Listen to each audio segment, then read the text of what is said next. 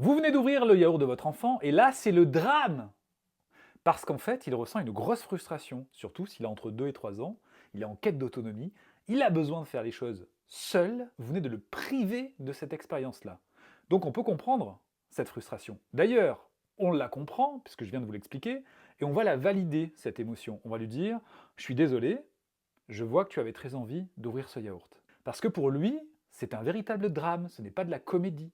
Il ressent vraiment une émotion désagréable d'une grosse intensité. Et partant de là, une fois qu'on a offert de l'empathie, l'enfant peut s'apaiser et on peut lui proposer, par exemple, d'ouvrir notre yaourt si on a envisagé d'en manger un, et on le remerciera d'ailleurs, comme ça il se sentira utile.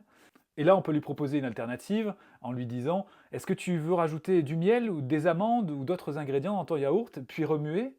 Et là, l'enfant pourra acquiescer et de nouveau se sentir acteur de son expérience. L'essentiel dans cette expérience, c'est de reconnaître l'émotion de l'enfant, de reconnaître le besoin d'autonomie de l'enfant, et de ce besoin de faire seul, et de lui proposer le plus possible, surtout entre 2 et 3 ans, des possibilités justement d'agir par lui-même, de faire par lui-même. D'ailleurs, on peut lui demander: «Comment tu souhaiterais faire ceci?» plutôt que de donner des ordres.